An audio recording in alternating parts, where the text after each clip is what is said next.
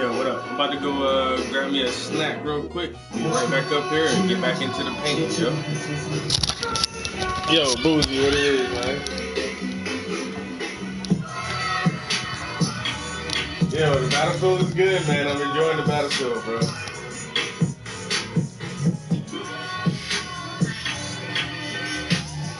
But let me go grab me like a little light lunch real quick. I'll be right back up there, guys.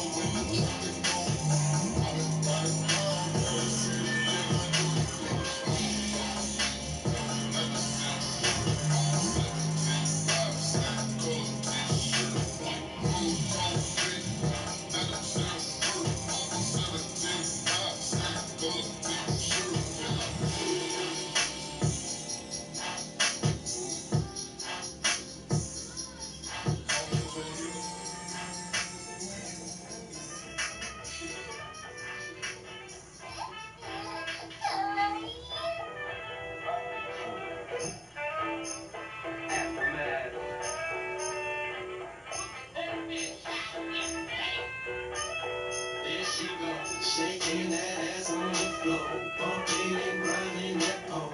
The way she's grinding that pole, I think I'm get drunk, get drunk, get cold, get fucked up. Get strip club, get bumped, get your ink rub, get hard, get sucked, get wasted, shit wasted, wasted, blasted, new drink on, get a new drink, get the bathroom sink on. Wipe your shoe clean, got a routine going, still got a few chunks on shoestrings showing I was dehydrated to the beat vibrated, I was revived as soon as the beat gyrated and hit some licking lips and that was it. I had to get naked out, get to sing some shit.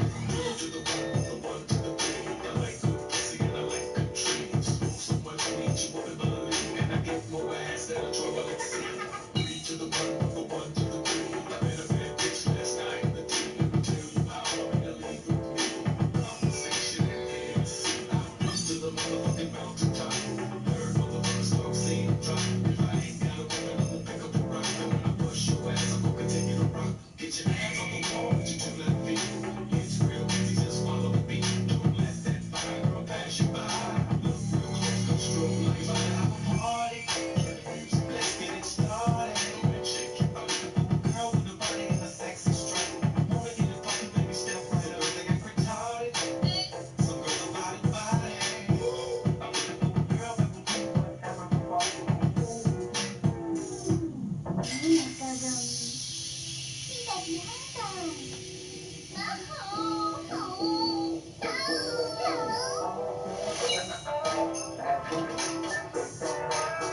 on, girl, shake that ass for me.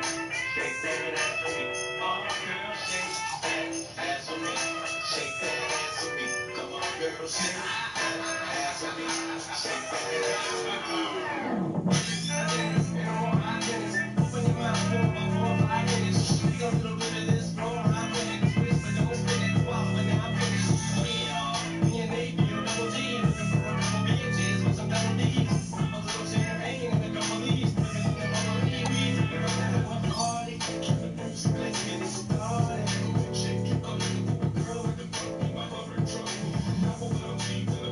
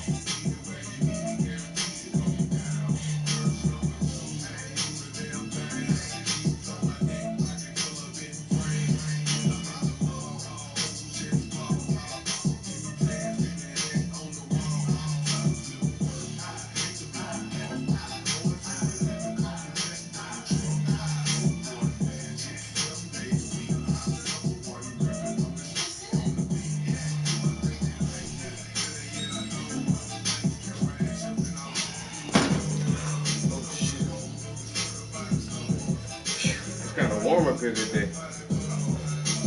And I already took the ACs and shit out the fucking windows.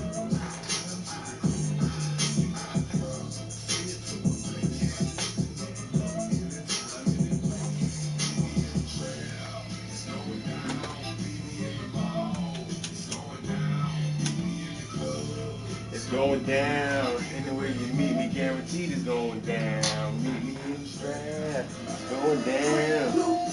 That was a little classic.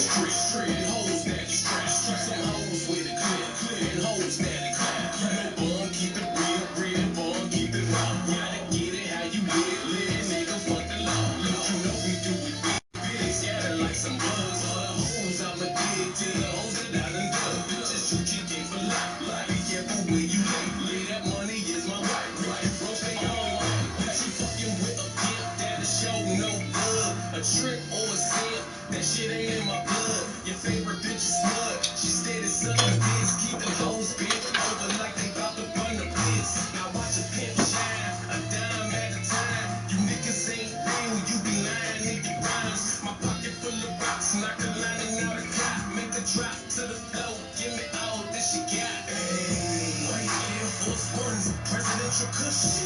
Got a blunt full of gas, that George Bush. Richest nigga in my hood, I'm like Donald Trump.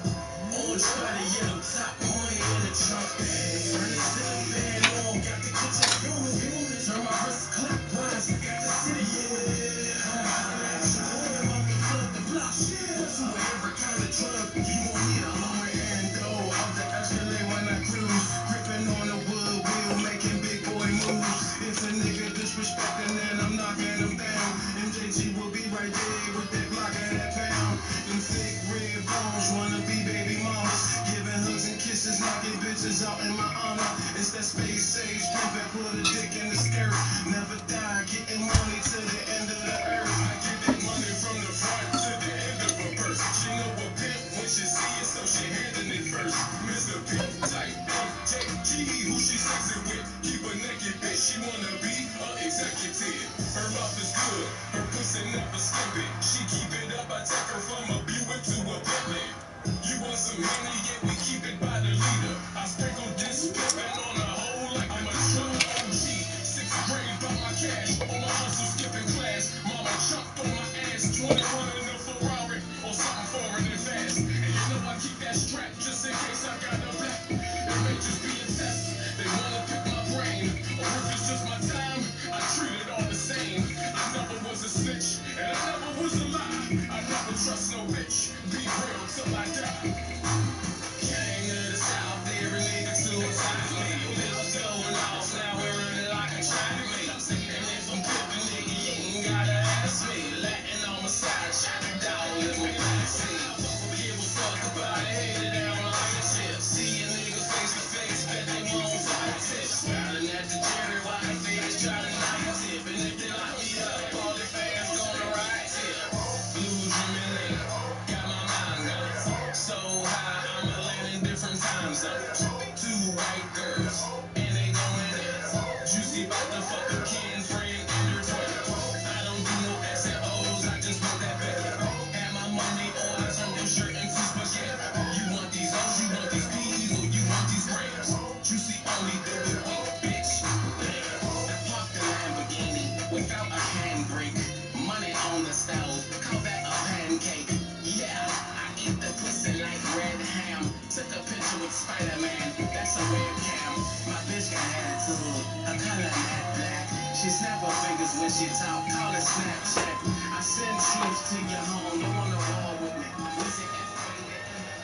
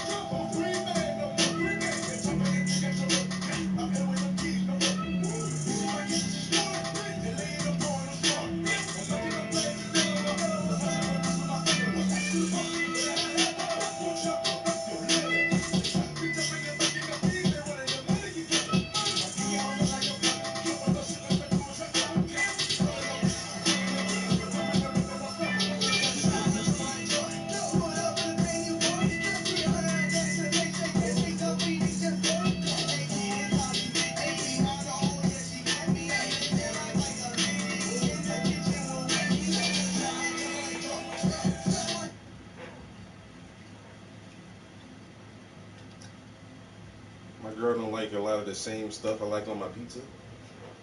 So we had pizza yesterday, but she ordered chicken and peppers. So I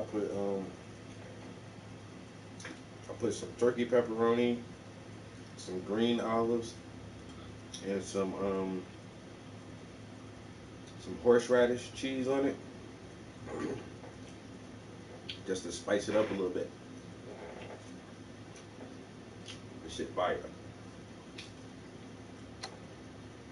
I don't know why most restaurants don't have green olives as an option for pizza toppings. Everybody just put black olives on the pizza. I don't like black olives like that. I would much rather have green olives on my pizza.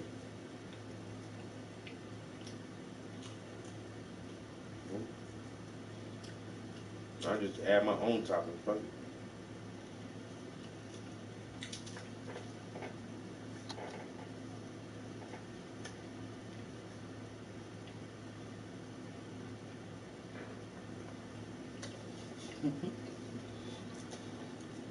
You like horseradish? No. If you like horseradish, yo, you should try to find you some horseradish cheese. Shit is good, bro.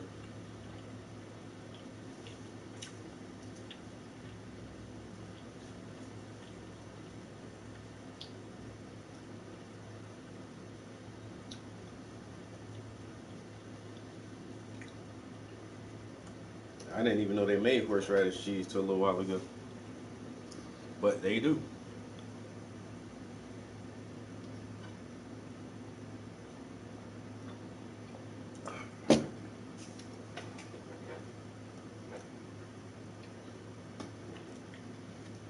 And that shit good as fuck.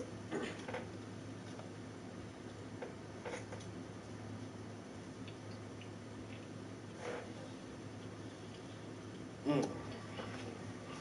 So I plan on putting another couple hours in the studio, and then another couple hours on the video game.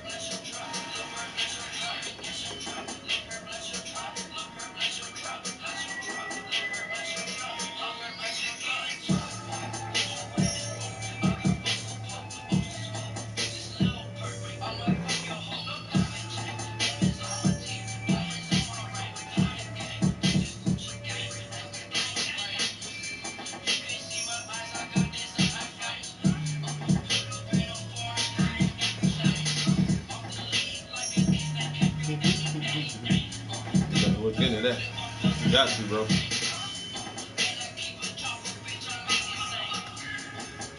I think the brand I get is Cabot. Yo, Cabot make a lot of good cheeses, yo. They're not really expensive cheeses either.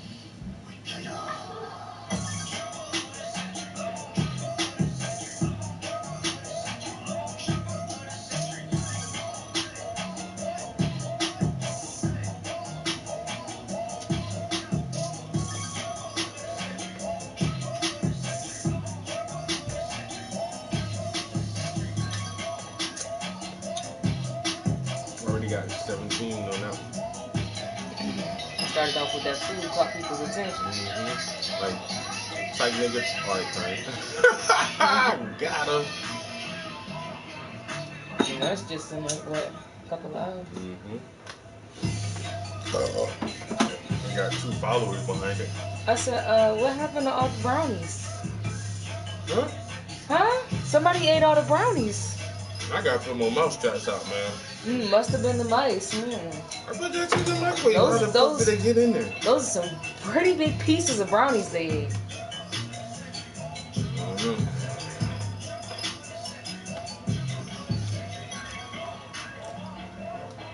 Obama.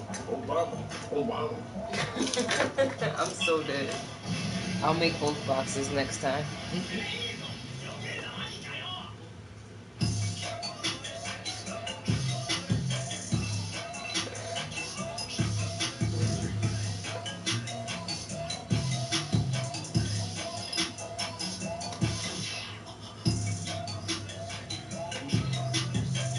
I don't know what happened to all them brownies, man. Don't laugh at him. You know what happened to him. What? I swear to God, bro. I went to sleep when you went to sleep.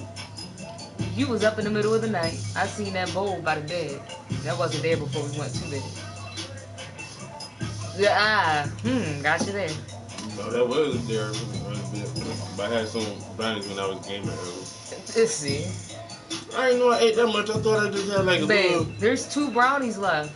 No. I just had a little teeny, like the corner piece. And a little bit of milk. I just got the corner piece out. It's okay. You liked your brownies, that's all. They're yours. I play the video games, man. You know, when you snack and playing video games, you don't know how much you snack, bro. That time just seemed to stand still, nigga. I'm so dead. It be like 4 hours done went by. You don't even think. It's easier to like snack on stuff when it's like baked at home. Like if it's just stuff out of like a package, it's kind of like But when it's baked good, it's easy to just sit there and eat them. I'll give you that. Just say you like food. That's all.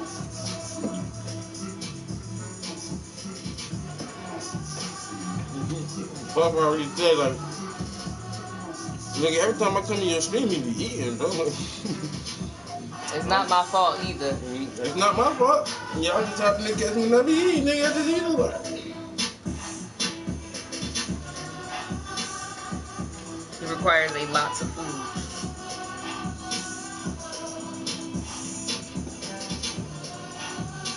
What's up, Brittany? I guess so. I know we're gonna have another couple warm days. As soon as I took them ACs out the window, I was like, watch, they're gonna get back hot again. But it's only gonna be like a day or 2 and then it'll be cold again. No.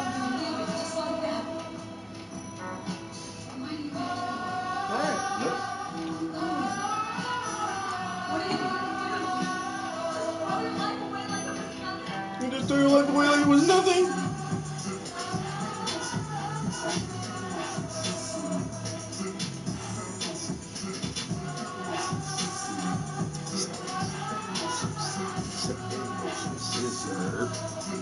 Yo, Project Pat with that scissor. Sip in on some scissor.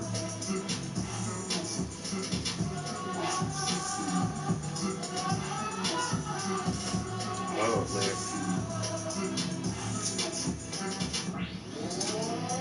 They did.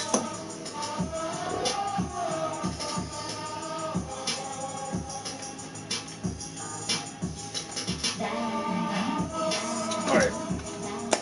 Back to the paint, baby. Back to the paint. I wanna I'm gonna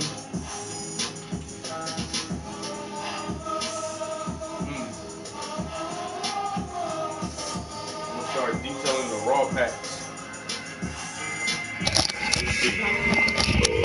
Yeah.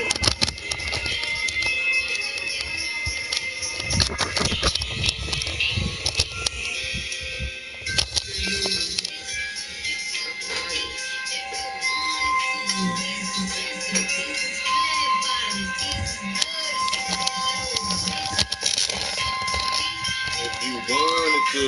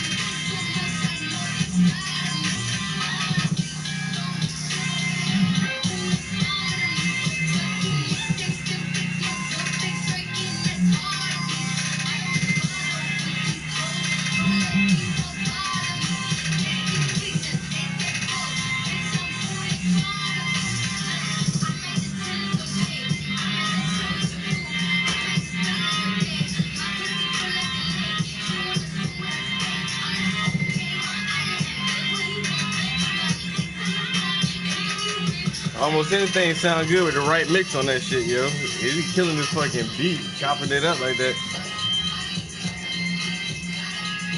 I do the neighbors like they do us sometimes.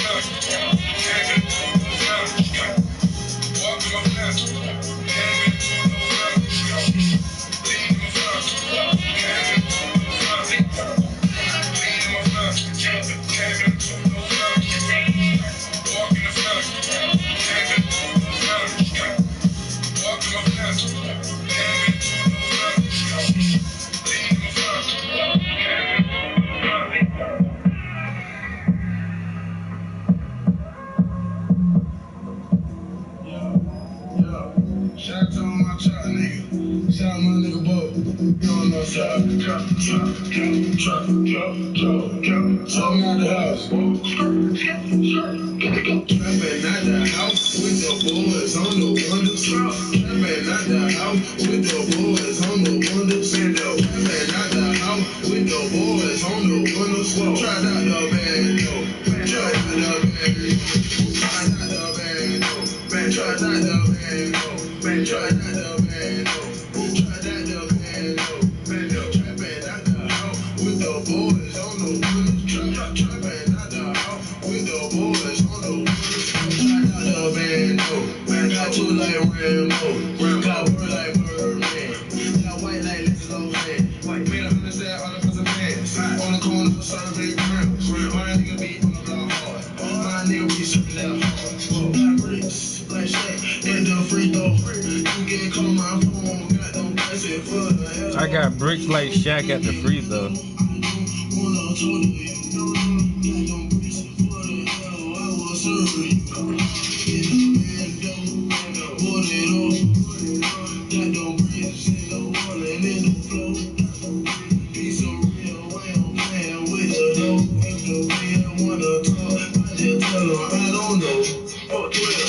Trapping out the house with the boys on the windows. Trapping out the house with the boys on the windows. Trapping out the house with the boys on the windows. Try out the bando. Try out the bando. Try out the bando. Try out the bando. Try out the bando. Try out the bando. Trapping out the house with the boys on the windows. Trapping out the house with the boys on the windows.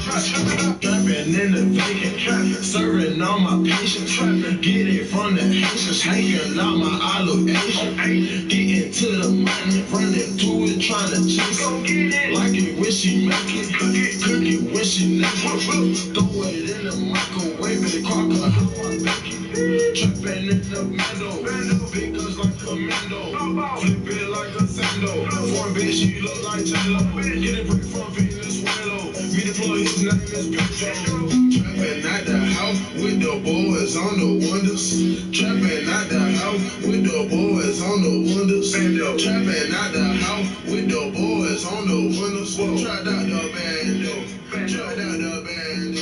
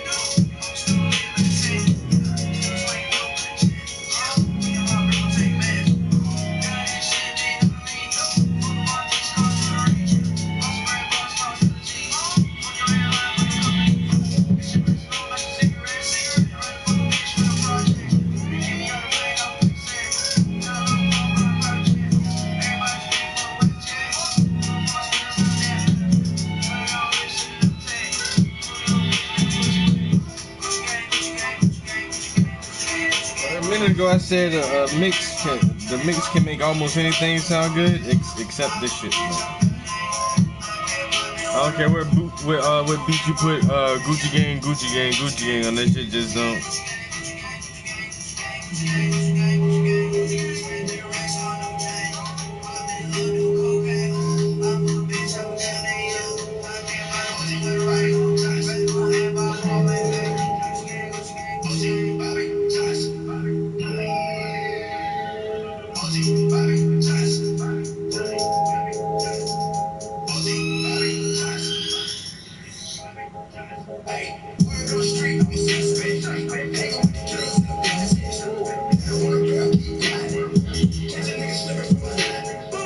OG, Bobby Johnson, yeah. OG, Bobby, yeah. OG.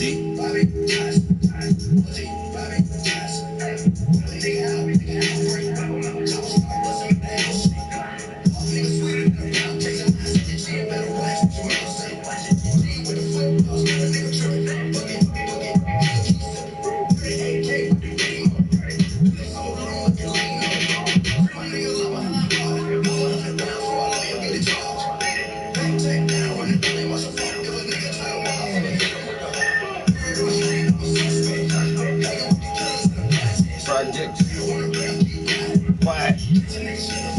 Behind. Johnson. Yeah, OG.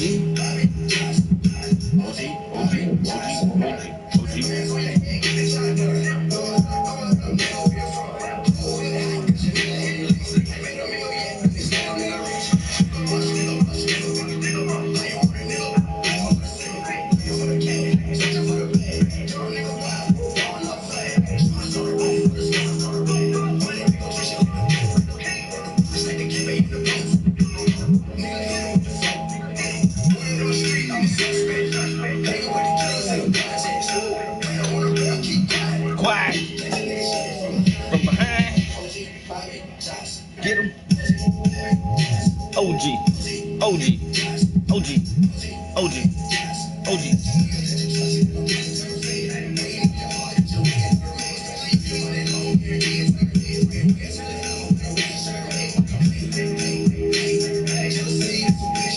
Got the nigga slipping from behind.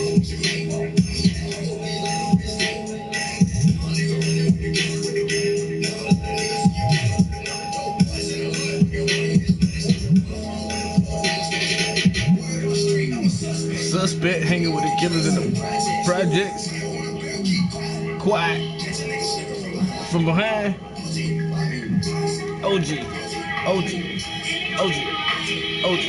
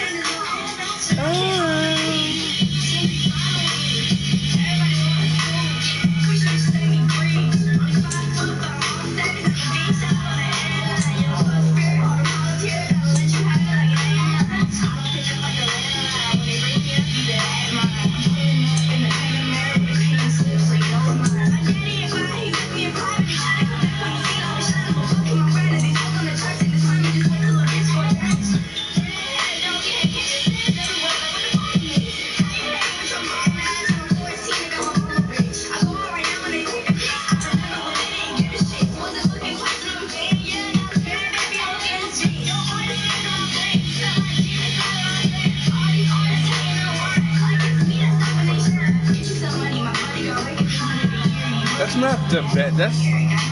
That's that little white girl. Catch Me Outside.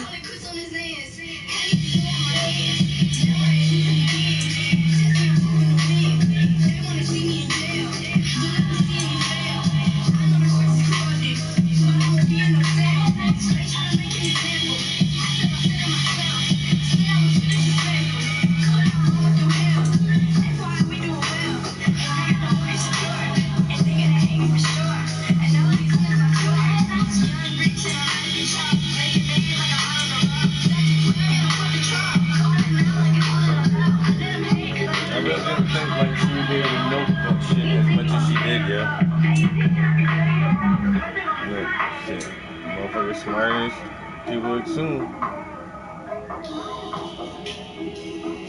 She make the fuck out of that shit to millions.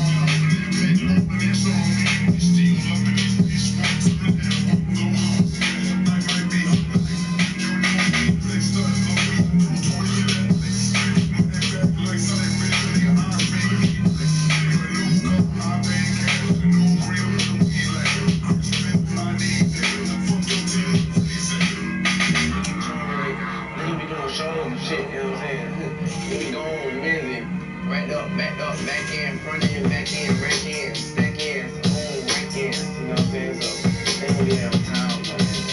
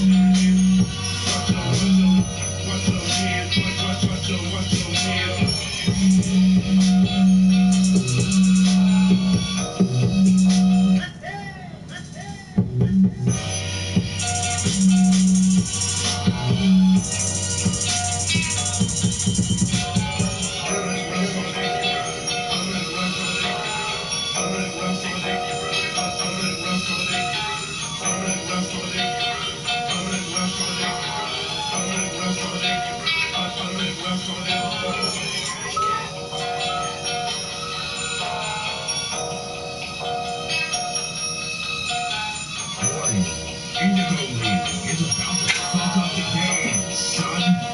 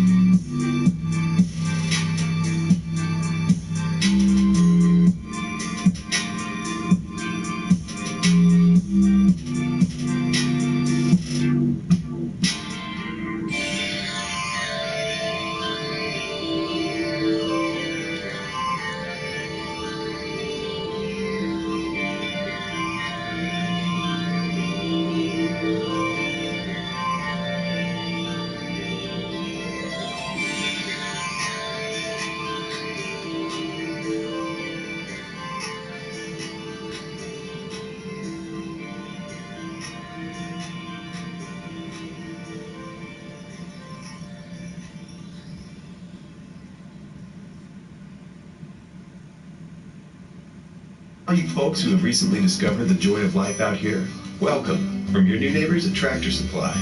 We've got all the supplies you'll need to make your corner of out here feel miles away from in there. Tractor Supply, everything for life out here.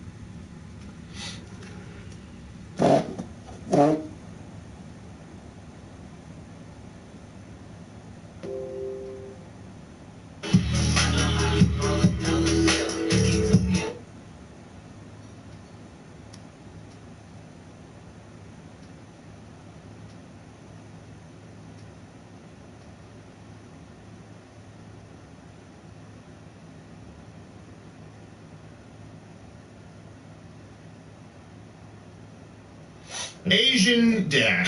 I just ruined the lead. You did. Yelled at a black boyfriend of his daughter's roommate for not wearing a mask in the dorm. Just watch this video. Okay. So because you didn't wear some mask. You ain't got a haircut? Closer. Okay. Close your mouth. Wear some mask. Do you read English?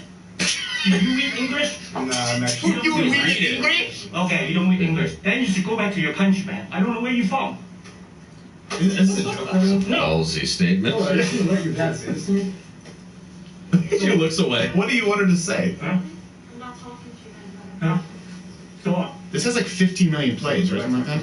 Huh? I don't know. 30. You see, you don't know 13. English. 13. I'm from Hong Kong. I know English. English! Well, yeah, Sort of. Watch this. Some English. Come on. Watch this. Sir, you're. Show me. Show me who you are. I'm nervous. Okay, yeah, beat me. Come on. I'm scared. I'm scared. Mask people crazy. Xi Jinping ain't got nothing on me! Yeah. It's like he's auditioning for a movie he's just not going to get the role in. Yeah. Like, take it down a notch, Yeah. buddy. You're Well, right. you typically you say that because obviously, look, Lord. there's been a spat that, of course, now that they're no longer the useful POCs, the Asians, there's been a spat of anti-Asian hate crimes committed, and some suspect that this was actually just an elaborate leak for the upcoming remake of Falling Down, which makes Oh, no. Change the title of it. We actually have an alternate Oh, do poster. we? Yeah. Yeah. oh, there's Oh. I'm nothing like you. Falling down. I just want the breakfast. Take some shooting rations, asshole.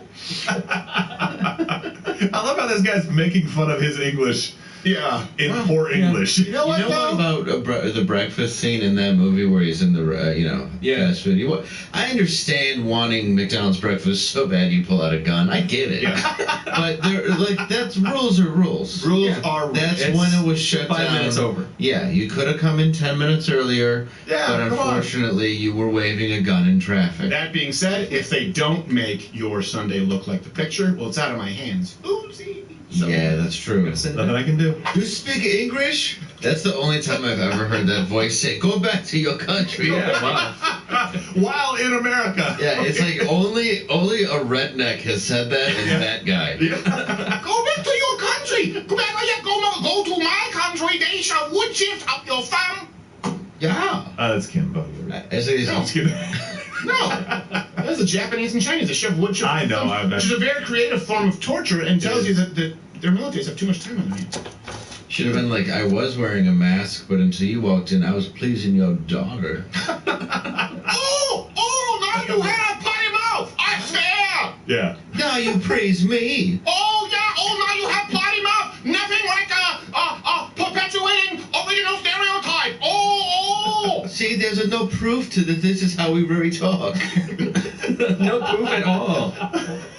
It's just so amazing. If I was that kid, I'd just be like, say an L. Say a word with an L correctly, and I will put on my mask. Just to be a jerk. How about when you use verb correctly, okay? Conjunction, junction, what's your function? I speak a king English. And I'm only bringing it up because he brought it up. I'm sorry. He made fun of his English. So. Say Little League, and I'll wear a mask for the next 5 years.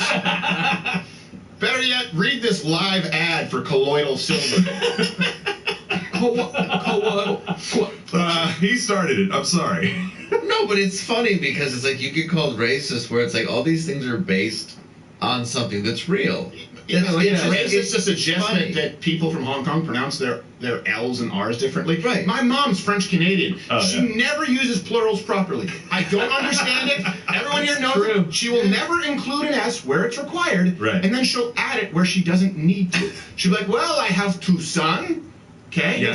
but then she'll say, "Oh, tonight I'm going to order shrimps." Oh my God! Stop. Well, technically, it's multiple shrimp. I guess. I mean, I went and got tacos with her one time.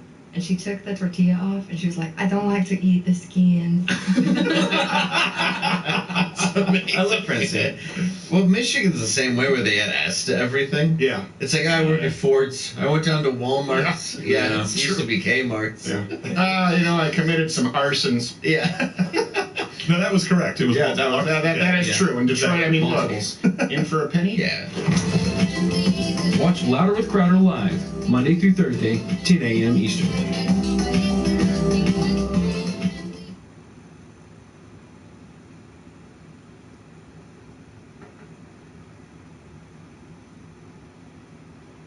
Last night, 60 Minutes, a news magazine program.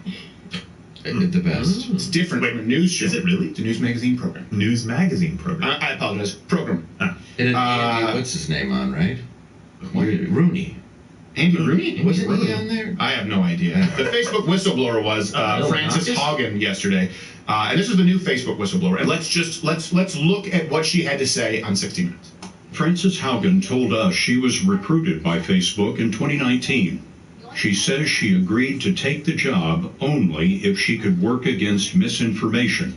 Because she had lost a friend to online conspiracy theories. What? Stop drinking tap water? Shows that it amplifies hate, misinformation, and political unrest. He started accusing, he started chastising frogs for being homosexual. Evidence shows that the company is lying to the public about making significant progress against hate, violence, and misinformation. Hate, violence, when we live in an misinformation. information environment that is full of angry, hateful, polarizing content, Predator it took off his erodes mask. our civic trust. Can you turn It erodes our around so I faith can in each finish? other. It erodes our ability to want The to internet. care for each other. The version of Facebook that exists today is tearing our societies apart and causing ethnic violence. They told us we're dissolving civic integrity. Like they basically said, oh good, we made it through the election. There wasn't riots. We can get rid of civic No, integrity. there were plenty of riots before the election. Fast What are you forward a talking couple about? It months was Black ago, Lives Matter. And peaceful when they protest. got rid of civic integrity, it was the moment where I was like, I don't trust that they're willing to actually invest what needs to be invested to keep Facebook from being dangerous. Now, to keep Facebook from being dangerous, be aware of what she's saying. It's dangerous if people are allowed to spread misinformation. Well, what's misinformation? For example, you're not allowed to discuss ivermectin. Yep. That was We're not allowed to suggest that originally, right when they said there would be 2 million deaths in America, you weren't allowed to suggest that that would be incorrect. When they said that masks don't work, don't wear masks, you were not allowed to say, actually, that's not true if used in the appropriate hospital setting. And of course, now you're not allowed to say, actually, masks may not be as effective if not used in their appropriate hospital setting with these certain set of guidelines. In those cases, of course, masks are appropriate and masks can work if you follow the guidelines that we've always had for masks. I've got to be very, very careful. Very careful. Otherwise, it could be misinformation. I know. When you had people saying it was a mortality rate in the general population of 4%. You couldn't say, actually, these doctors say that it is significantly more comparable to, let's just say, less deadly viruses or diseases than one that might kill you at 4%, getting into borderline polio territory. That's misinformation. Let's be really, really clear when she says we want to get misinformation and I lost a friend to misinformation, and they continually recite rules like hate speech. If anyone uses the term hate speech, this is someone who believes in an authoritarian government. Hate speech is not a thing. It does not exist. It is not real. It is an all-encompassing term that allows someone to determine what is too offensive to be spoken. See Australia. See Canada, where comedians and pastors get jailed. Yeah, absolutely. And people never ask that second question. It's like, oh, well, it sounds good to get rid of disinformation and hate speech. Sure. It's like, okay, well, define it. No, one, nobody can. And two, it will always change because it is not definable. It just depends on who is making the judgment call at this. And we just talked about somebody on Twitter fact-checking an obituary. It's like, okay, come on, guys. Are you the same people telling me on Facebook that this is hate speech? Really? Yeah, this is what's going on right now in this country. So let's compare that, by the way. What was the coverage of the James O'Keefe whistleblower from Project Veritas? That didn't get a 60-minute special. I wonder if it could be maybe for, can we roll that clip? Facebook uses classifiers in their algorithms to determine certain content to be what they call vaccine hesitant, or they call it vaccine His mistake is he brought without receipts. the user's knowledge. They assign a score to these comments that's called the VH score, the vaccine hesitancy score. And based on that score, will demote or leave the comment alone, depending on the content within the comment. What's your read on this? The borderline vaccine framework, shocking stories, potentially or actually true, events or facts that can raise safety concerns. And by the way, we've run afoul of this on YouTube. Of course. Potentially. That's where they go. Even if you quote the CDC, but it may craft a narrative that might cause vaccine hesitancy, they reserve the right to. You know, it used to be there were community guidelines and there were advertiser-friendly guidelines. Then they created, some in the industry refer to it as a Crowder rule, borderline content. Sorry. You screwed it up for everybody. Way to go. Dang it. Screwed up for everybody by providing references and sources. It's true. That's the problem, is when they can't get around. Hold on a second. You're providing references and sources to PubMed. You're providing them to liberal sites. And again, all references available today at loudwithcrowder.com. If we can use New York Times or Fox News, we'll use the New York Times. If we can use an objective resource, that's what we use first. And they say, well, you did use these sources, but it may cause vaccine hesitancy. So disappear you go. Your story doesn't matter. And this lady wants that. Watch Louder with Crowder live, Monday through Thursday, 10 a.m. Eastern.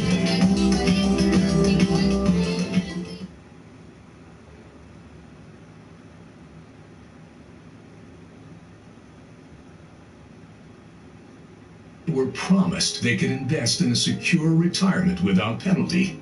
Now, liberals want to tax your retirement to pay for their spending. They call it progress, but it's theft, pure and simple. Now, Attorney General Merrick Garland is directing the FBI and U.S. Attorney's offices to meet with local law enforcement and look at ways to combat what it calls threats against school officials. This comes after a group that represents school boards urged the DOJ to go harsh on violent offenders, saying, quote, the classification of these heinous actions could be the equivalent to a form of domestic terrorism and hate crimes. Over the past year, we've seen parents use their voice to stand up against critical race theory in schools, or what they see as over-the-top COVID restrictions. Take a look. No more masks! No more masks! No more masks! No, we've had our citizen participation. We're going to We have a motion to adjourn and a second. All in favor, say aye. Aye.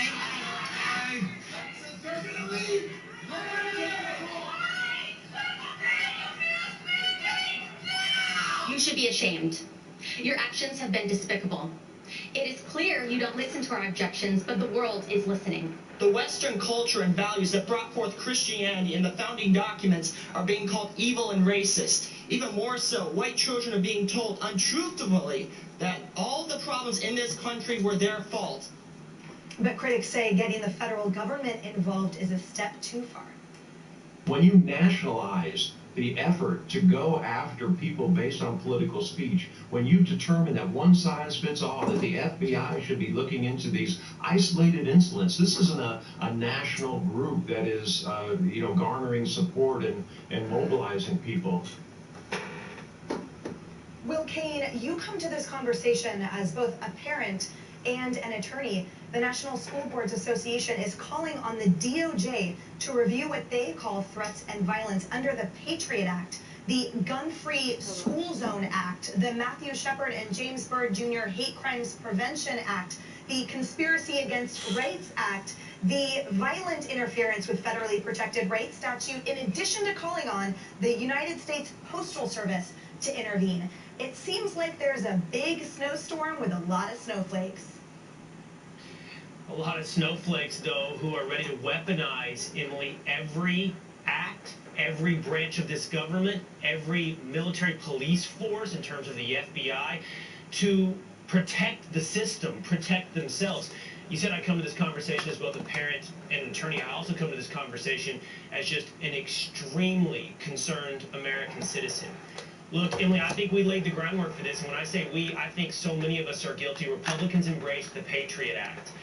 You know, there are many out there, not necessarily on the right, who have looked to expand the definition of domestic terrorism. And here many of us sat, and I'll include myself on this, trusting school boards and educators to do what was right, and here they are. First, I was shocked over time with the condescension with which they treated so many people who spoke up in these meetings, but now ready to protect themselves with the most weaponized parts of our government. I am so concerned, Emily, because I believe this is not the end result of all of this we have embraced, but the beginning of the system protecting itself from anybody dare question the direction it wants to pull us. And Kaylee, what is at the root of this attempt to criminalize parents? Here's what is at the root of this. Parents have found their voice, and that is unacceptable to the Biden administration. Parents are the problem, is what they say, what they think. Look, let's be honest. The vast majority of parents are not committing any sort of violence or threat against school boards. But Terry McAuliffe, the Democrat gubernatorial candidate, he said the quiet part out loud. Let's take a listen. I'm not going to let parents come into schools and actually take books out and make their own decision. So, yeah, I stop the bill that I don't think parents should be telling schools what they should teach. So parents have no role in what schools do, no role in what schools do in teaching children. That's what's at the root of this. And the corollary question to this, Emily, is the FBI and DOJ going to look into school board members who threaten parents? Remember, we talked about that Loudoun County Facebook group that was doxing parents, threatening them with hacking. There was that San Marcos school teacher who dared parents to come at her. You know, so are they going to investigate the opposite? If I had to take an educated guess, I would say no. And Cheryl, so we're seeing calls on behalf of these school boards, on unions, to use the federal government and law enforcement to, again, criminalize parents. And yet we see, for example, in Democrat-led cities, prosecution rates of under 50%. We're seeing crime spike. We're seeing a zero attention whatsoever being paid to the complete erosion of self-esteem, of self-worth. As we speak right now, there's Facebook testimony happening for a whistleblower for the protection of children, and yet somehow all of the attention should be on parents who are trying their absolute best to protect their children. Why not address the root cause of all of this? Parents are angry after 18 months of being either shut out of every decision for their children. Now you want the DOJ and the FBI to take the lead here. Parents are domestic terrorists. Do they not hear what they are saying against these poor parents that have just had enough? Deal with the root cause. And that is angry parents that have every right to be furious that their children are being absolutely misled or ignored, and the parents are being gaslighted. I don't blame them one bit for being angry against this. The other thing is, this is all going to the courts. Is that really what you want to see education become, a court case that's played out with lawyers? No offense, Emily, I know you're one. But I have to say, come on, folks. I mean, this is just incredulous to me. And at the end of the day, it's a local issue, and these school boards have done nothing but gaslight these parents. And I cannot help but remember that California school board that was busted on a Zoom call. They thought that they were not being recorded, and they sat there, insulted the parents, insulted the teachers, and acted like they were just a bunch of overpaid babysitters who, by the way, did not want the children back in the classroom.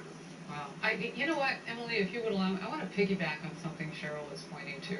And first of all, we all agree that violence and threats and all of that from either side, Kaylee pointed out, rightfully so, that it's coming from different directions. Right, and that's important to know which school boards are actually engaging. And I consider what Cheryl just described with those teachers on the Zoom, that's bullying. Right. Basically, it was bullying that they didn't think anybody was going to see, but that's what it is. So when you take things out of the realm of you and I being able to get together for coffee, for a teacher-parent conference, and you put it in the hands of the DOJ, what does that do for you and me? With all respect to the very talented legal minds at the DOJ, what it does is it takes the onus off of us as one-on-one community members together, me as a parent, you as an educator, finding the best route for our children. That means that we don't matter much. And sooner or later, what these teachers are asking for and these school boards are pushing for, because I saw the list that want Biden to do something now, step in, is it negates their value too. And they're already giving a lot of money. School unions are, teachers' unions are, right? So maybe the school boards and the teachers themselves feel more powerful than they should, but they're replaceable. To a union, Emily, they just want their bottom line met. So there's individual relationships that need to go on to raise healthy children in our educational system are not going to be nurtured by taking it and putting it in the higher third party's hands. Not just like the neighbor down the street, but the DOJ. That almost elicits as much concern as the IRS in this sort of scope, because nobody has control over the DOJ. And remember, the teachers' unions are dictating CDC guidelines, so education policy and CDC guidelines. I'm sensing a pattern. Two lanes of government coming at us. Right, that's exactly right. And Will Harris brings up a great point, which is essentially that what might be an ancillary result is probably a primary focus of these unions and school boards, which is that they don't want to negotiate with parents. That was the whole point. They do not want to engage with them. They want to shut them down, shut off the mic, and instead refer them to a criminal criminal organization to prosecute them. But the reality, too, is that we're seeing a trend where it's becoming top-heavy, because as parents take their children out of these public schools in droves, it will just turn out to be a bobblehead with 0 kids at the bottom. So I think the way you described that, Emily, is exactly what's happening in society at large. And I'm apologizing if I draw this umbrella too wide, but everything is top-heavy. Imagine you're a person right now out there who looks at the science and data on, for example, vaccinating your child. Well, if you went to YouTube, you wouldn't be able to find those videos because they're being increasingly taken down. Anything that questions the top-heavy, top-down, authoritarian, one-sided mind on anything, really on anything, is shut out, is told to be quiet, is shoved out of a school board meeting. And now, while Kaylee's right that it's the Biden administration enacting this across every aspect of our society, now we're going to use the heaviest hands of government, DOJ, FBI, and everything to come down on you. The only thing I would say is mess with parents at your own peril. This right here is the tip of the spear, and this is a difference maker. Don't mess with parents and their kids. Here we go. Mama Bear and Papa Bear is rearing up next. All right, guys, stay with us. Help your clients better understand life insurance with exclusive on-demand educational tools to explain insurance benefits. Get appointed to sell life insurance from AIG companies.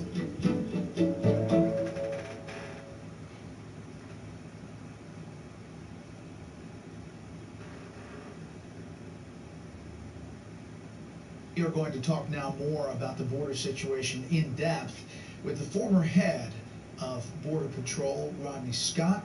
Rodney, thanks for being here. You retired in August of this year. That is correct. Thank you for having me, Brett. Appreciate it. And this makes you the highest ranking ex-Biden official to speak out, but you also worked in the Trump administration. That's correct. I started as chief in February of 2020, and then through the transition for the first 7 months of the Biden administration. You've been at this for a long time, though. I started in San Diego in May 1992. It's kind of an important part of my career, though. That's when the whole mass migration issue was going on nationally. And then in 1994 is when Operation Gatekeeper got kicked off.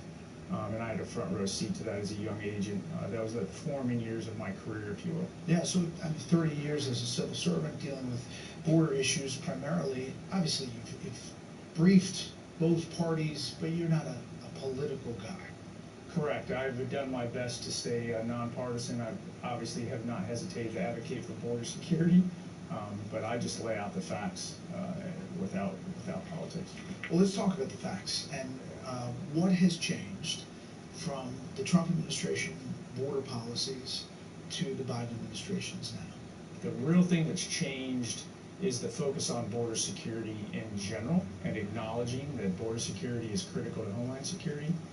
And actually trying to control the border. The messaging has changed. I personally participated in some of the transition meetings. My staff participated in all of the transition meetings. We made it very clear that if we dropped all of the initiatives that have been put in place over the last several years, that we would get an influx of mass migration that we would not be able to control. The current Secretary of Mayorkas, he was part of DHS before. He ran CIS. He clearly understands and knows how to control the border and what needs to take place. So if that's all true, then what's the motivation, do you think? That's where you get into the politics. I'm not going to speculate on what anyone's motivation is, but I do know that they were briefed.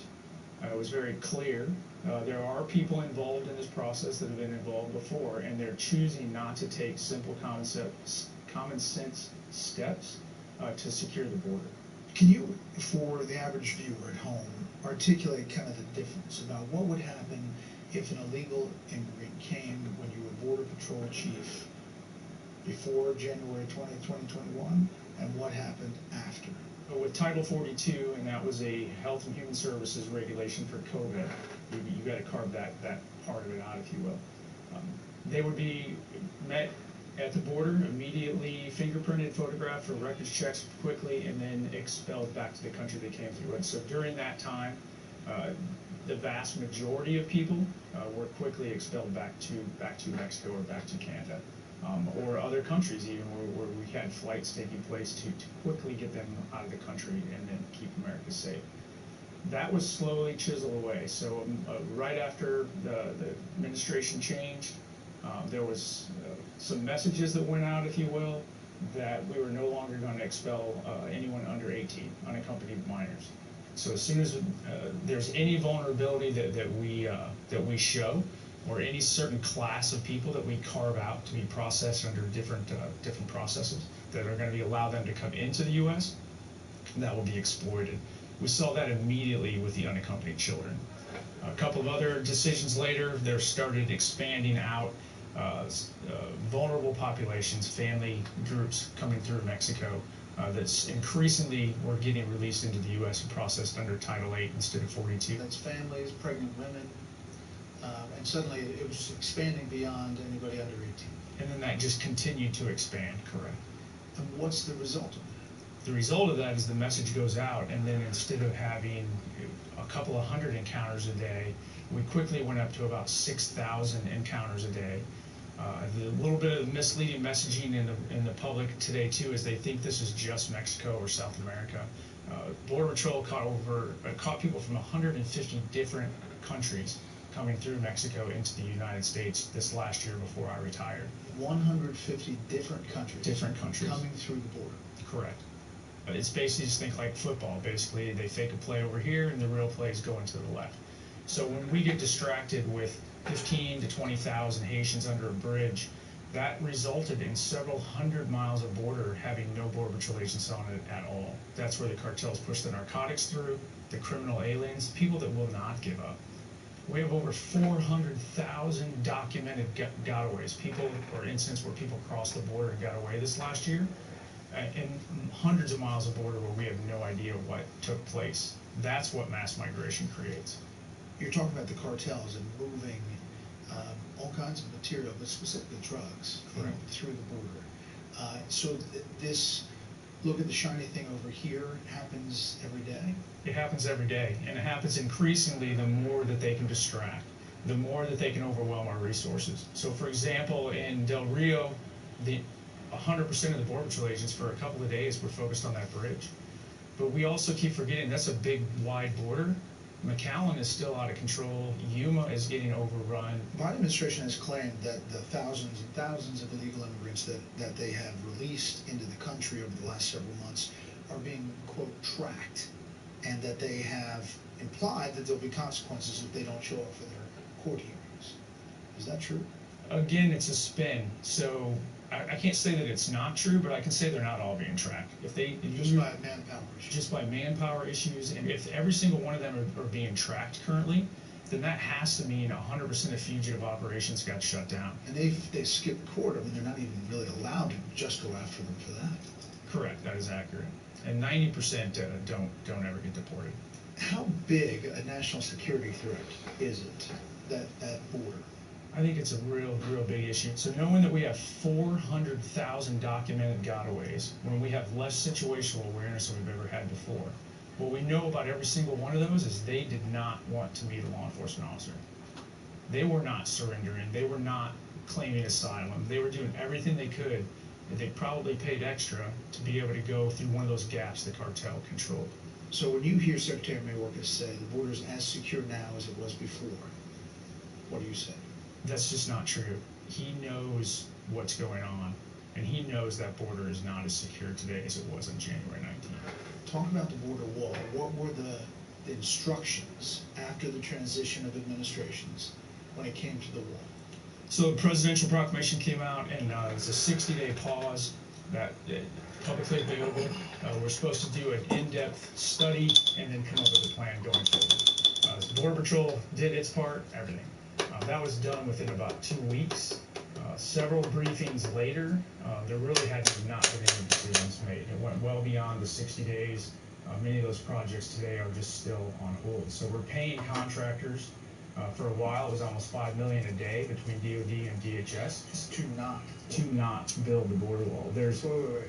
$5 million a day to not build the wall. To not build a wall. Even though they have all the stuff, there are stacks and stacks of border wall panels. There's hundreds of miles of fiber optic cabling. There's hundreds of cameras that were being installed with that. There's just sitting. There's no action being taken. So what do they say when the briefing is, well, this really helps us? if we could just plug this in, if we could just finish this thing, what did they say? We're not building more wall. There's no conversation. There's no adult dialogue, if you will. It's just a black and white decision. The administration said we're not doing it, so we're not doing it. That money is just trickling away to those contractors for not doing work each day. What is the Border Patrol morale? It's struggling right now. It really is struggling right now. Obviously, this administration doesn't really support border security. The current leadership within Border Patrol is doing everything they can to keep the guys focused that the mission matters. When you heard President Biden say this, it was horrible what you saw. To see people treated like they did, horses barely running over, people being strapped, it's outrageous. I promise you, those people will pay. They will be, an investigation underway now, and there will be consequences. There will be consequences. What'd you think? I was dumbfounded. To take a word from somebody else, I was outraged that all of a sudden due process goes out the window. Border security protects legal immigration, and those guys know it, and that's what they've been doing. And all of a sudden now, due process applies to everybody else, but not them. And then all of a sudden, our Border Patrol doing what they're supposed to do, which is prevent people from illegally entering our home, are now the villains. So it's frustrating. It's very frustrating. And do you hear that from guys? I've taken quite a few phone calls. It is very frustrating. The early retirements are going through the roof within Border Patrol. It worries me tremendously. We're losing a lot of experience. Rodney, thanks. We're going to have part 2 of this interview with Rodney Scott about the border security tomorrow. Janet, we'll toss it back to you.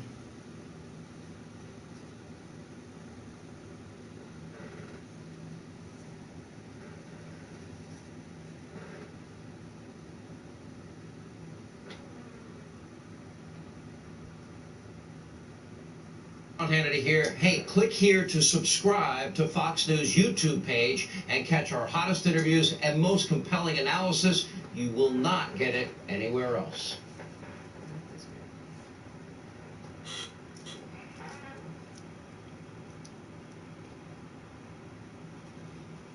They were promised they could invest in a secure retirement without penalty. Now, liberals want to tax your retirement to pay for their spending. They call it progress, but it's theft, pure and simple. This is part 2 of our interview with Rodney Scott, former head of Border Patrol under the Trump administration and the Biden administration. Thanks for being here. Thank you for having me. It's my honor. So after all your years, I mean, how would you describe the importance of border security? It's just like your home. If you do not know who's coming into your home, you have no security. If we can't control and know who's coming into this country, we don't have any homeland security. And the most frustrating part was that for my career, for the vast majority of my career, we were making significant progress. We were making smart investments. We were getting better and better control of the border. Our confidence level in being able to say we knew who and what crossed was not 100%, but it was getting significantly better than ever before, and it allowed us to make calculated risk decisions on behalf of Americans. We knew who the organizations were bringing them, and we had a higher confidence level of what type of a risk would they be if they crossed in this area where they're trying to evade arrest, higher probability that they're actually criminal aliens or they're narcotic smugglers. We were investing in technology systems that use artificial intelligence to help us with that as well. All that has been shut down, and all effort has been refocused on expediting the processing speed of the massive amounts of illegal aliens that are coming into the country today. That should matter, because if I can't tell you who crosses through a Nogales or a McAllen or a San Diego, they are going to end up in your community. So in that case, it is fairly open. No, the border's wide open right now. Wide open. The border's wide open right now. Border Patrol is well beyond what I would call task saturation. They are so overwhelmed. There are huge sections of U.S. border, and you pick the state. We know we have thousands of people waiting to come across, and where we know we have like high-level cartel violence going on a daily basis between the government of Mexico and the cartels, and they're bringing narcotics in. There are hundreds of miles of border. There's not a single Border Patrol agent right now. Why? Because they're in a soft-sided facility that we set up at another $5 to $6 million a month to babysit, to process, and to expedite the processing of these people. I've fought for it my whole career. You can be pro-border security, pro-law and order, and pro-immigration. It just has to be legal. You can't have unabated. I agree with that. That's what I'm saying. I'm pro everything, yo. I'm with that. And have I done smoked so much I'm getting belief headache. that you have border security. And you have no border security, you have no homeland security, no national security. The Remain in Mexico program, what that did was it ensured due process so that anybody could get a chance to basically claim asylum, but it took away the prize before the judge made the decision. So it really weeded out the fraud. What people miss in that is by weeding out those thousands and thousands of fraud cases, people that actually literally, legitimately need asylum can get it quicker and easier. Because it's the same number of people processing all these cases. So, again, why change that? Wasn't that something that was working? I can't get into the why and speculate, but I can tell you that it was working. It dramatically changed the border dynamics for us, and it eliminated the asylum fraud. As soon as people knew they weren't going to get released into the U.S. and have 6 to 7 years to hide before their court date, they stopped applying because the case wasn't valid to begin with. And you feel it's important to speak out now? I think it's very important to speak out now. There's a lot of people within DHS that want to tell the story, within Border Patrol, within ICE, within ERO, but they're within the confines of the structure. And I don't think it's a surprise to anybody that on January 20th, basically a gag order came down where none of those officials are allowed to say anything to anybody unless it's all pre-approved. How long have I been here? So that's why I pushed for the Almost 2 congressional hours. hearings. That's why I didn't come out But I on day did have one to saying be- anything, so because I I've think been that's the painting proper for way like to an do hour it. and a half. If they're called before Congress, they just tell the truth under oath. As opposed to right now, they just can't. Whatever you think about border security, you need factual information, which means the whole story. How many really are being released into the U.S.? How many really are being tested for COVID? Out of that, how many are really positive? There's information that DHS has that they're making a decision to not share with the public that historically we would have shared. Were you surprised at some of the decisions when you heard them as you were still border chief? As they were coming down, were you surprised that these are the things that they were choosing to do or not do? And I wouldn't say surprised, but I will tell you, I kind of had a false hope, because I've heard that before. You've seen transitions of administrations before, and you say one thing, and then when they get all the facts and they really look at things, that you'll hesitate and you'll reconsider. There's no dialogue. There's no like team. There's no the government officials just aren't being listened to. Proven systems, proven programs are being ignored. And I avoid the why. I'll just tell you that's what's happening. If you had carte blanche, if you had the magic wand, then you could do what you wanted on the border to solve the problem or try to. How would you do it? I would re-implement the strategy that the United States Border Patrol had been working on and perfecting for 25, almost 30 years. And that is just a smart mix, and Customs and Border Protection at the ports of entry. We do that in lockstep, by the way, because you'll hear people saying, "Oh, that threat's only at the port." That's not true. It goes back and forth, so we have to work together in lockstep.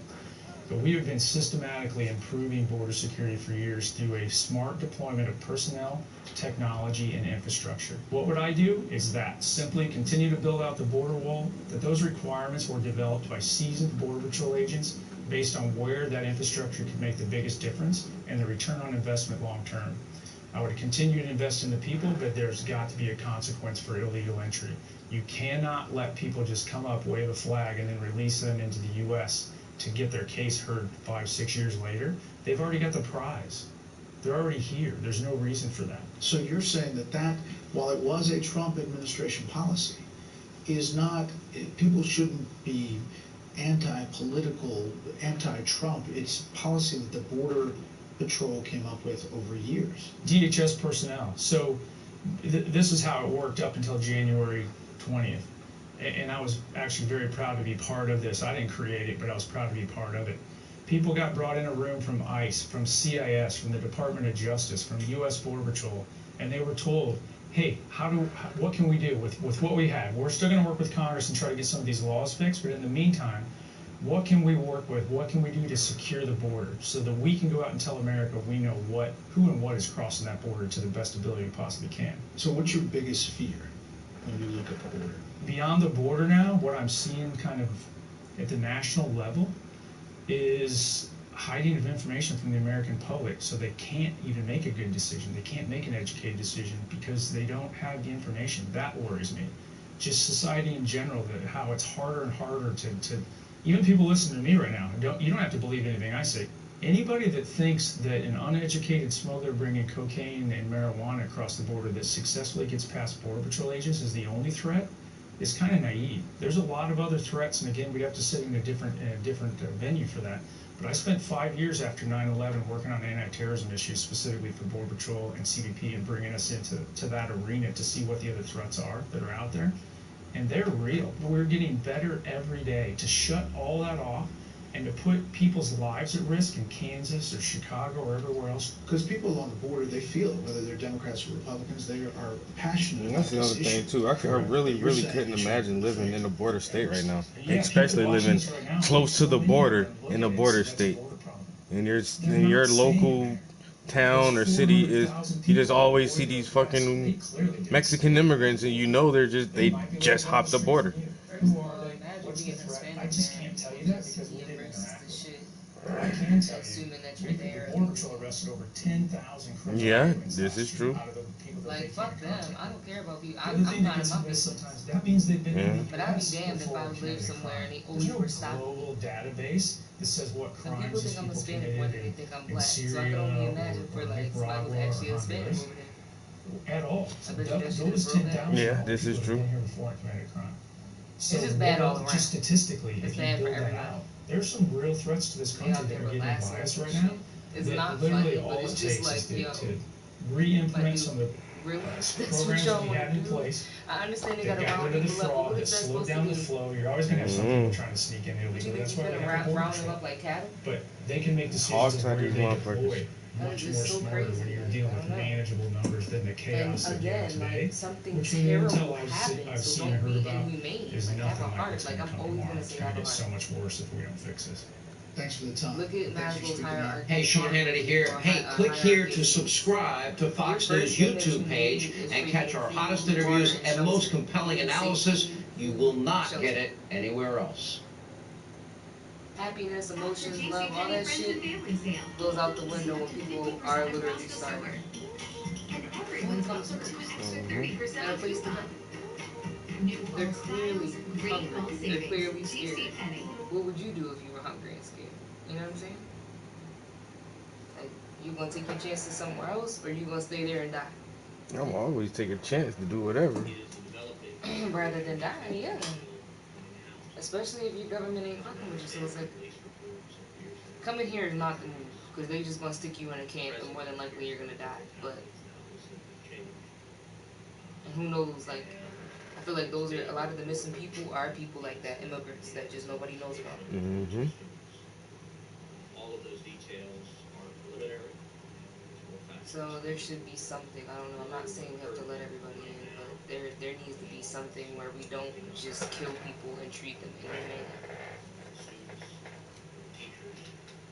I don't know, like, what would you do if you seen people jump a wall? I wouldn't do anything, but I would definitely watch my own shit too. Hmm? World star? I said world star. No, right, but I would feel like I would have to monitor my own shit more, because you're coming into this country with nothing, and then I live at one of the closest access points, so now I gotta watch anything that's in my yard, make sure you don't steal my tools or my bicycle or my motorcycle or my fucking riding more or whatever. I get it from that perspective as well. Because once again, because people, from a place of, no, because you're people, taking our jobs and da-da-da-da. As long as it's not coming from that point, I don't care. they say these motherfuckers are trying to survive, and people who trying to survive go to extremes to survive. So And that's my thing too, and I get that mentality, I'm and not now like it's like, giving my bike away for free, but honestly, like if I found out like some illegal little boy took my bike and like they got the bike back, I'd be like, let the little boy go. Like I don't know. You know yeah, what I'm but this is the 6th time this year this has happened. And then at what point do it's like, fuck, man? We are seeing tens of thousands of Haitian immigrants. I was in Del Rio just a couple of weeks ago at at the Del Rio Bridge. The day I was there were 10,000 illegal immigrants under that bridge. Overwhelming. So I definitely see both sides of this shit, because ain't nobody happy right now. Just over a week ago, I met with And this is the thing, like, yes, it's an inconvenience. Here in the country of Panama sits. If you want to put a bridge or a wall or some shit, whatever. But like, this year they have seen the people that are already here, we can't just treat them like animals. That's how I feel. Had been living in South America. Everybody deserves a chance. Yeah, I don't want to treat nobody like animals. Especially when, especially But when just like, once again, it's like, just be a neighbor. Like, yeah, don't let everybody in. You can send them back, but like, help them. Go send some people over there to fix their shit. Like, you know what I'm saying? Come up with a solution. Yeah. You don't have to have them here, but while they're here, teach them some skills, so then when they go back, they can cultivate some shit. You know what I'm saying? And that's what they're saying. While that may be the case, most of them will find a way not to never go back, yo. They're not trying to go home. No matter what we do for them or what we teach them or what they learn here, it's like, I'd just rather stay here. People that left home, they probably will be shunned if they go back. I get it. I get that. I get everything, babe. But I know last night we heard a noise outside and you was like, what's that? Yeah, because you don't want people going through your shit. Especially if they are homeless or doing bad, and then that turns into fucking crime. Texas is paying the price. Last couple of weeks I did roundtables with farmers and ranchers in South Texas who described. Because if they'll look outside and he's like, yo, that's somebody in your car. Oh, wait. It looks like a homeless immigrant. Leave him alone. Let him just take whatever out the whip. He'll be okay. Unless they carry a loaded firearm. Because there's so many human traffickers and narcotics traffickers crossing across their properties. This is a humanitarian crisis, a public health crisis. And it is. It's public health, humanitarian. It crosses every fucking line of problems. Like, this is a problem on so many different levels. What can we do? And that's it. Nobody can come up with, like, a really good hardcore solution other than stopping them from coming in. Next recognized Senator Thorpe. Well, the greatest beneficiary. My family was slaves. I earned my damn spot in this motherfucker, nigga. Listen, I earned my shit. Sharecroppers. And they've learned that if you overwhelm the border patrol with unaccompanied children or just sheer numbers like we've seen at the border, that will then open lanes into the United States across the border with which is smuggled illegal drugs. Last year, about 93,000 Americans died of drug overdoses, and they were drugs primarily that come across our southern border. So while the Biden administration is playing checkers on the border, The drugs come across the border. Well, that's supply and demand, bro. I don't care how many people die from drugs, because that's what they wanted to do. It come from the border, so what? The motherfuckers going. If it didn't come from the southern border, then it'll come from the northern border, and they'll get their shit from Canada or wherever. Motherfuckers gonna do their drugs, bro. Y'all might as well leave that shit out the equation. but the problem is now the Border Patrol says there are no consequences of illegally coming to the United States. That means there's no deterrence. And so more and more and more continue to come.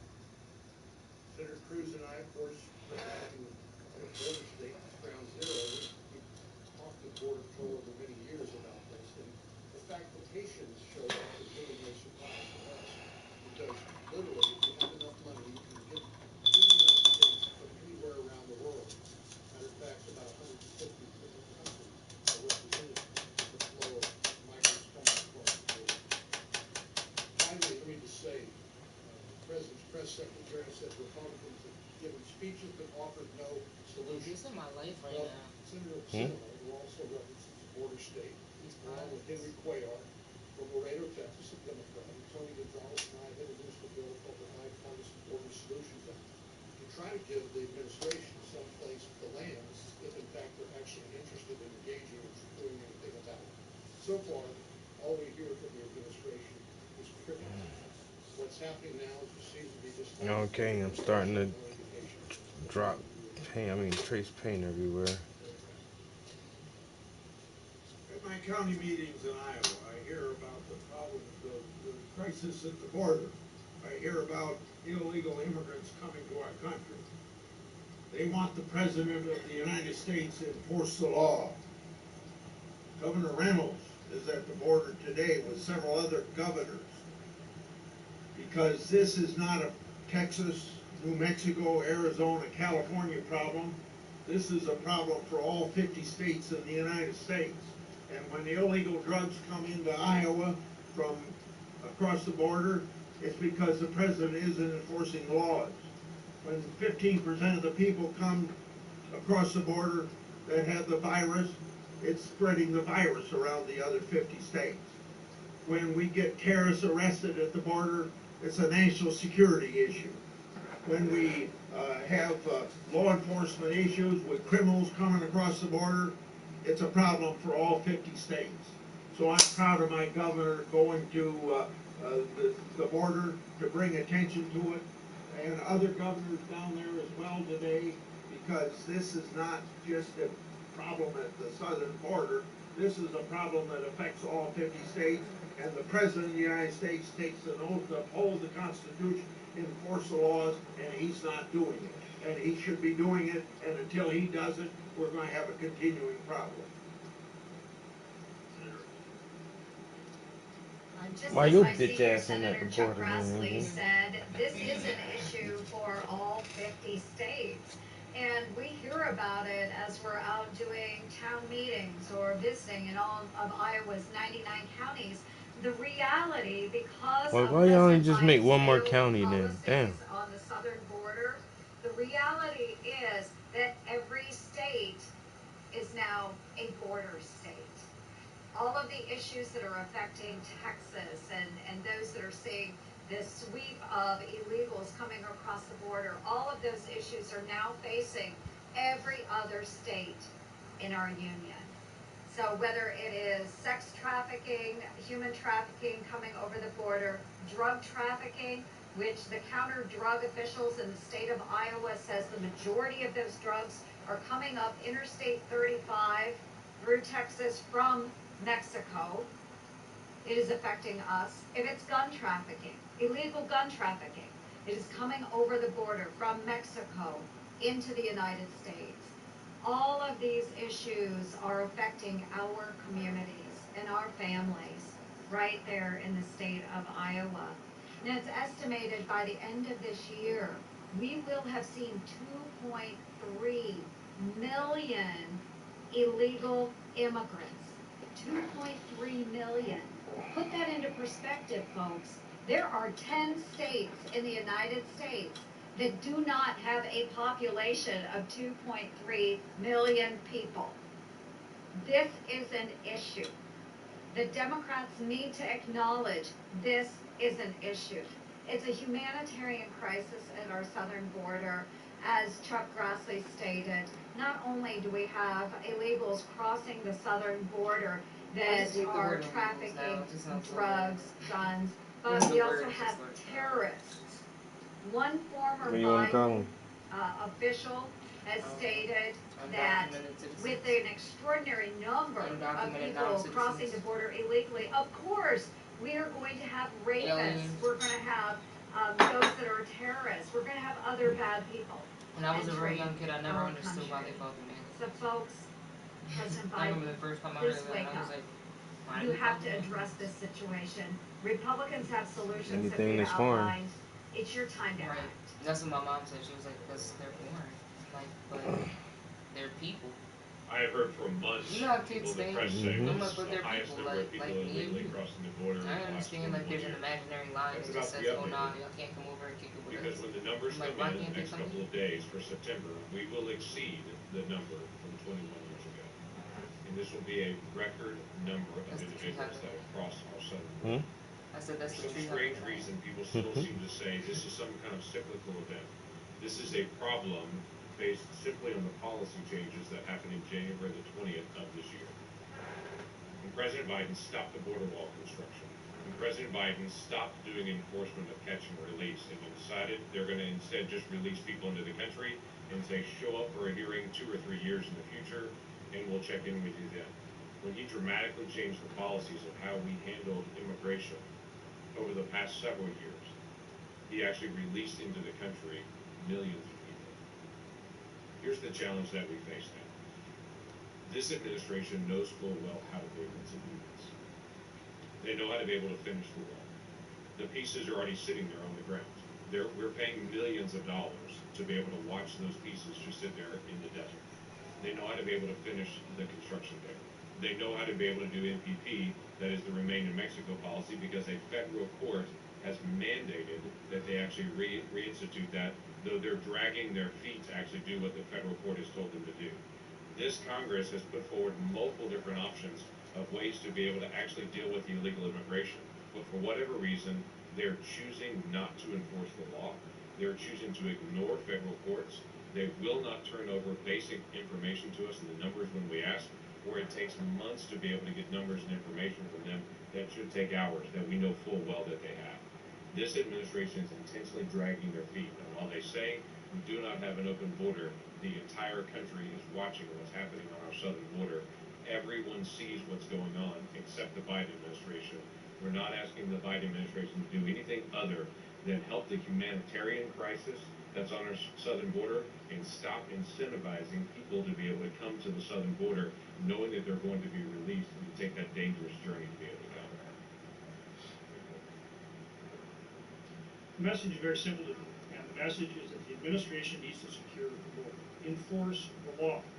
And this is a message not just from us senators. There's 11 governors down on the border right now.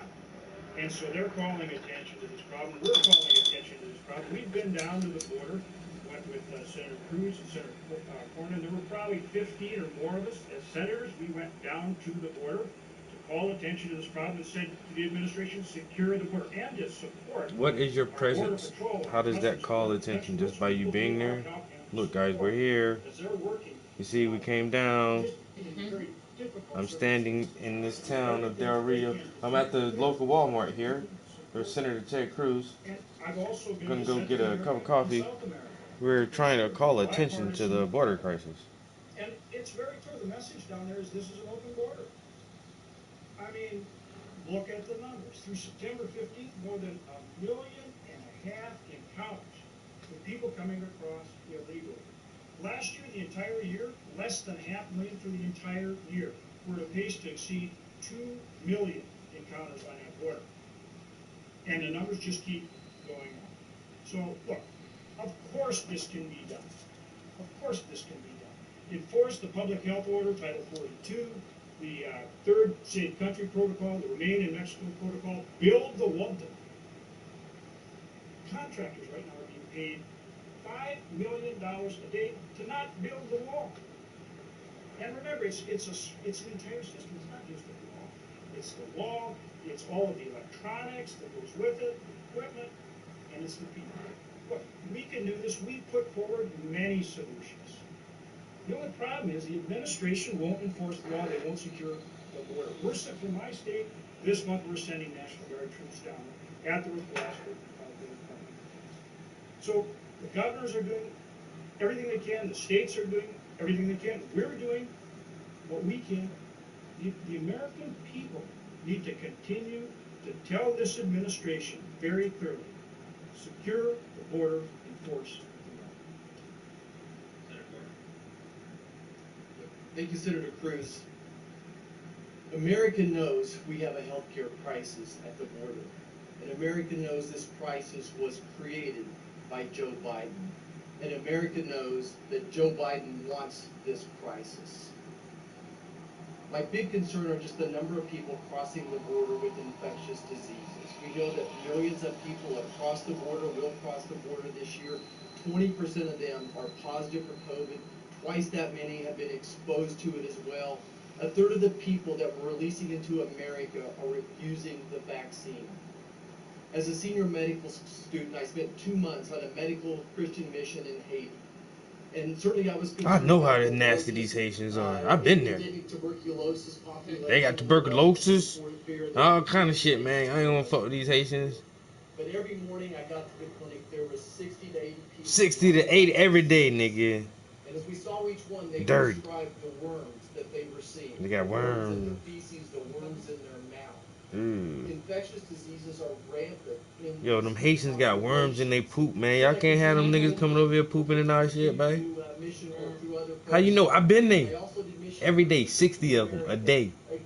Worms in their mouths and they poop, man. Nasty niggas. Afghans too. They wipe with their hands. The highest rate of tuberculosis in that part of the world as well. The only countries in the world still with polio, Afghanistan and Pakistan. They still got polio, nigga? What y'all doing? At the same time, I was sent here to protect our families from these infectious diseases.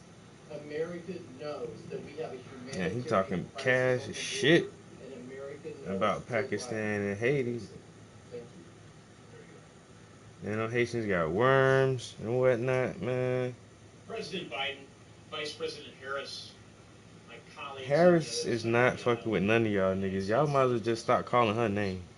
Secure the border, enforce the laws of the land. Keep the American She people couldn't give a damn what's going on right now. She done went down in history. That's it. It's a wrap, bro. I was the first black female president, vice president. It's a wrap. I made history. I'm done. I can live off these accolades for the rest of my life. Do a couple of book deals, a movie deal, a miniseries, docudrama. I can make some lectures. Do the lecture circuit for a couple years. I have FBI's Secret Service for the rest of my life. I'm good. Where there's a international perception, good to go. Accurate, that one can fly to our southern border and walk right on in. There's also a growing perception that Democrats in Congress, as so many have advocated, just might slip an amnesty provision into a partisan reconciliation bill. Listen, it's time for leadership. I will be fighting, my colleagues will be fighting hammer and tongue. Hammer and what? Complete abdication of leadership moving forward. I visited the border in May, and You visited like a vacation? by the human dimension, I went down there chilling with some of the illegals. filing out of cars, escorted by coyotes. They get pension for life too? Damn. From Mexico into gaps in the border wall where they were Well, that's the presidential salary is $400 grand a year. Hers might be half of that. Or maybe a little bit less. are not discovered, and they just And so they pension. Yeah, pension maybe half, something like that. Yeah, you're never gonna have to work again after you do this position, bro. People like that agree though, so she might not be okay, but it will be okay for me. Yeah, and then she can sit on different corporations as advisory board member or something.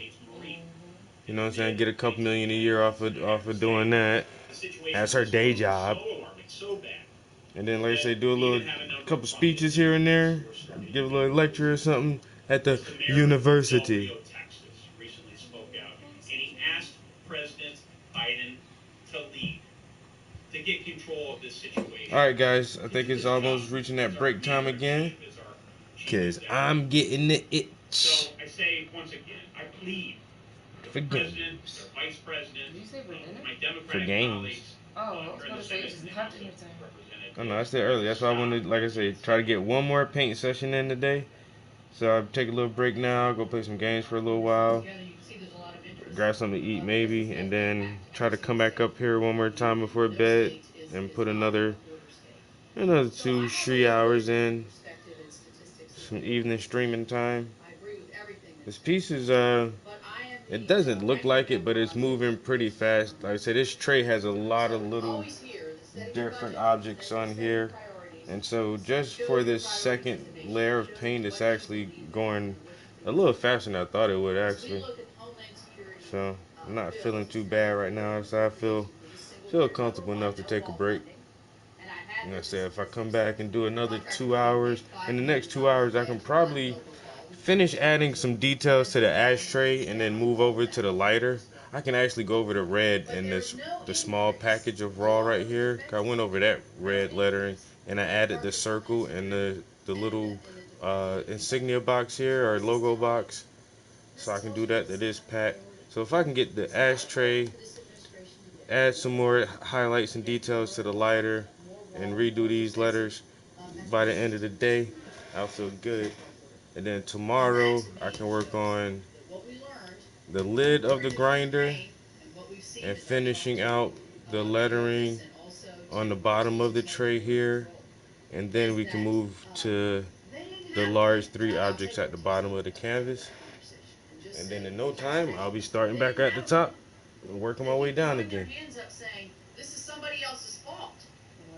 It's October, and the numbers are skyrocketing. It's obvious we have an open border. It's obvious by the thousands, tens of thousands of patients that were in the Del Rio Bridge where 11 babies. Adding details, adding details. That there's no. And so I want to say a great thanks to Mr. Ortiz, who's head of the Border Patrol, for trying to handle a very difficult. How do the president and vice president feel when all the congressmen and senators and governors just talking shit about us? Like, y'all ain't got no friends left? Damn, what the fuck? Y'all ain't got no friends? Nobody don't fuck with y'all? Man, listen. What y'all done did? Lawful commerce can go between our borders. These are agents that are away from their families, away from their own. Well, you ain't black if you don't vote for me. Fill in what was characterized as an emergency, and we've got another one coming. You know that. So I would implore the president and the vice president to act. It's important to my state of West Virginia. It's important to the. I wonder who told him, like, Joe, you really probably shouldn't have said that. Or if anybody said that to him afterwards. She told him. Shit, I doubt it. So I want to thank Senator Cruz for putting this together. I'm from an immigration state. We like immigration. No. We like legal immigration. And she trying hard to prove she black too. They ain't got nothing to do with her being light skinned, but just that that she's cool. Like how she wear those Timbs. Oh my god, that was such a publicity stunt, yo.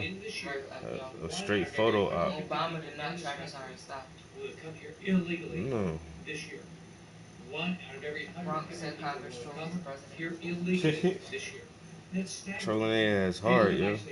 We have more fentanyl coming in the state. Talk to sheriffs all across my state.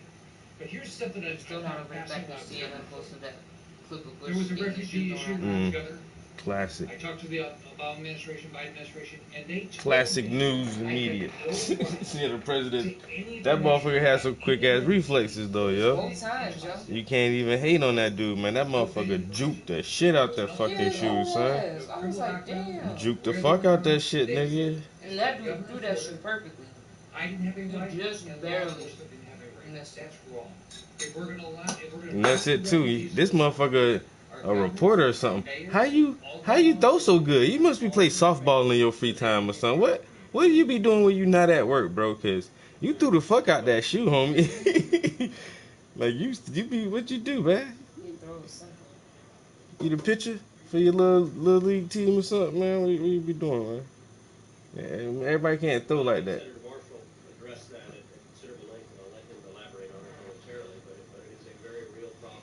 And the only reason I think Bush dodged that shit because dude was kind of sitting far back. If that motherfucker was a little bit closer, Bush wouldn't have been able to react so fast, yo, because he seen the dude stand up and had a little extra couple of seconds. If that motherfucker a little bit closer, fat, that bitch would have got hit in the face with that shit. And then what would have happened, yo? Secret Service would have rushed that motherfucker to the ground and beat the shit out of his ass. Ooh, Ashtray starting to stand out. That shit jumping a little bit. You know what I'm saying? Make that shit in the 3D. 5% of the city of DeKalb consists today of illegal immigrants with jumping that Joe Biden released this year. It is a crisis. It is dangerous. The Del Rio Bridge, when I was there, they weren't testing anybody. They had no idea who had COVID. Snitching ass. Oh, that's the governor of Texas. That Cruz himself. Cruz, I'm gonna make it cool to wear beards now. You know what I'm saying? Most politicians be clean shaven. Fuck that, man. Go rock this beard. Their radical open border policy trumps any desire to combat COVID, and it is dangerous. Dr. Marshall. Yeah, just really quickly, of course we're concerned, and my big concern is the variants. We should be at herd immunity by now. 70% of adults vaccinated, half the people not vaccinated should have natural immunity, but yet this Delta variant had to come from somewhere. It continues to cause reinfection. So my big concern is what are the next new variants going to be coming in across the border? So yes, we're very concerned about future spikes.